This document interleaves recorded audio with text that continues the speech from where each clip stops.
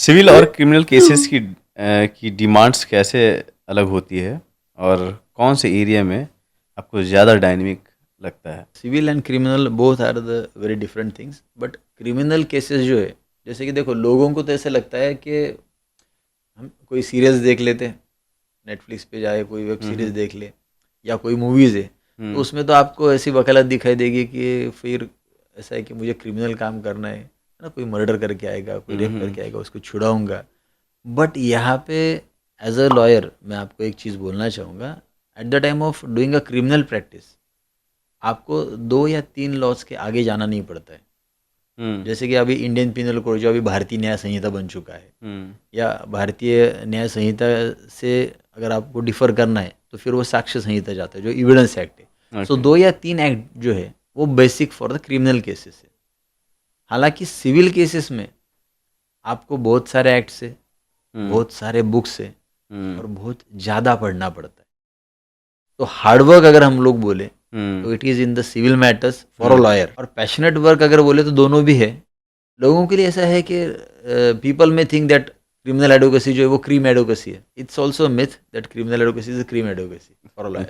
एक independent lawyer होने के प्रोज और कॉन्स क्या क्या हैं जो आपने लाइफ में एक्सपीरियंस किया आपने? I am a first generation lawyer. Family में ऐसा था कि कोई लॉयर थे ही नहीं, तो हम्म, जब आप शुरू करते हो काम, हम्म, तो लोग nobody is going to give you cases, और उनका काम आपको वो ऐसे नहीं देंगे कि आप अगर बोलते हो कि मैं कर पाऊँगा, आपको आपका काम जो है ना वो दिखाना पड़ेगा। And in every field it is like that.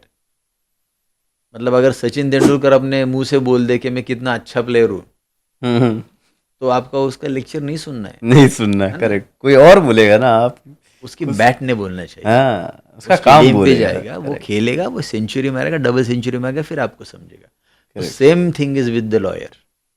जब आप काम अच्छा करोगे, मैं तो अपने क्लाइंट्स को भी बोलता हूँ, और हर बार अभी सोशल मीडिया पे भी अगर कुछ इंटरव्यूज रहे तो भी वहाँ पे भी मेरा एक ही है कि लोगों ने ये चेक करना चाहिए कि if I am appointing a person as my lawyer, तो वहाँ पे जाके मैंने चेक करना है कि वो आर्ग्यूमेंट कैसे करता है, वो क्रॉस एग्जामिनेशन कैसे लेता है। आप काम देख लो, वैलिडेट कर लो, फिर दो। तो उसको केसेस देखने के लिए फिर उसके पीछे लगना पड़ेगा ना सर? आज के डेट में आपको तो सब ऑनलाइन मिल जाते हैं ना। केसेस ऑनलाइन मिल जाएंगे? आपको केसेस ऑनलाइन मिलते हैं, आपको केस हिस्ट्री ऑनलाइन मिल जाती है, आपको मैं- सक्सेस रेशियो मिल जाता है कहाँ पे मिलेगा? कोर्ट के वेबसाइट से। अच्छा, वेबसाइट्स पे क्या वीडियोस अपलोड होते हैं? वेबसाइट्स पे आपको केसेस की हिस्ट्री मिलती अच्छा, है। हिस्ट्री मिलती वीडियोस है। आपको हाई कोर्ट के मिलेंगे, आपको हाई कोर्ट के तो वीडियोस भी मिल जाते हैं आज की डेट में। सेम सेम प्लेटफॉर्म पे? Yes yes yes, high court के जो आपके वेबसाइट से, तो यूट्यूब में भी आपको हाई कोर्ट के केसेस की वीडियोस मिलते हैं। तो वेबसाइट का नाम बता सकते हो आप, हाईलाइट कर सकते हो यहाँ पे? ई कोर्ट सर्विसेज करके वेबसाइट है। आप वो अगर ecourtservices.com। ई कोर्ट सर्विसेज जो है वहाँ पे आप जा सकते हैं। सर, एक लॉयर को हायर करना ही बहुत बड़ा चैलेंज होता है। लॉयर को हायर करने से पहले किस पॉइंट्स को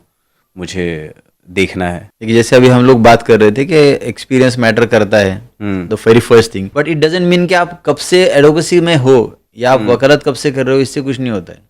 जैसे आप मुझे पूछ रहे थे कि सर आप 20 साल से, सपोज 98 से मैं प्रैक्टिस कर रहा हूँ, सिंस लास्ट 25 ईयर में कोर्ट में जा रहा हूँ। आपको ये चेक करना है कि अगर मैं एडवोकेट अपॉइंट कर रहा हूँ तो उसका रजिस्ट्रेशन कब का है, या वो कितने साल से कोर्ट में जा रहा है, ये मायने नहीं रखता है।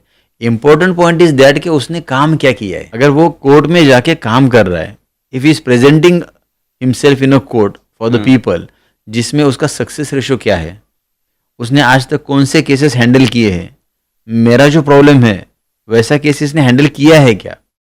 अब अगर कोई न्यू एस्पिरेंट है कि वो कोई नया एडवोकेट है जिसको एक्सपीरियंस नहीं है, लेकिन आप ये तो देख सकते हो कि वो बंदा जिसको मैं अपना केस दे रहा हूँ वो कैपेबल है क्या, वो ये केस लड़ सकता है क्या। तो ये चीज़ें आपको चेक करनी है। ये क्रॉस चेक करने के लिए किस प्लेटफॉर्म पे जाके चेक कर सकते हैं? अगर आपको लॉयर्स का वर्क चेक करना है तो आपको मतलब कोर्ट में जाके आप लोग अटेंड भी कर सकते हो डेट्स।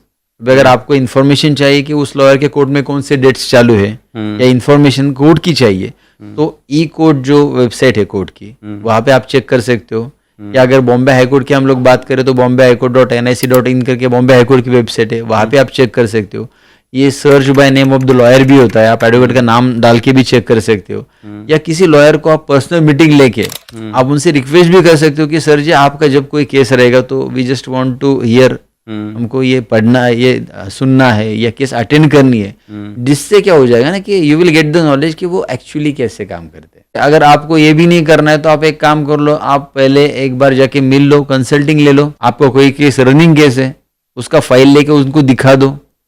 अगर आपके प्रीवियस लॉयर से वो कुछ अलग बोल दे, कुछ अच्छा बोल दे, या आपको कोई ये पॉइंट समझ में आ जाए कि जो आज तक 30 साल हो गए मेरी केस चल, लेकिन मुझे ही मालूम नहीं था कि मेरे पास ये डॉक्यूमेंट है, ऐसा कुछ अगर अलग हो रहा है, जिससे कि क्या है कि देखो हम सब चीज़ें जो भी करते हैं एज अ लॉयर, अगर मैं कोई चीज़ कोर्ट के अंदर जाके करता हूँ तो उसमें फाइनल क्या है कि फाइनल मुझे जस्टिस चाहिए मेरे क्लाइंट के लिए। First basic intention of the client क्या है कि उसको एक होप है कि मुझे जस्टिस मिले, मुझे कोर्ट से न्याय मिले। ये जो एडवोकेसी का प्रोफेशन है, ये प्रोफेशन बहुत नोबल है।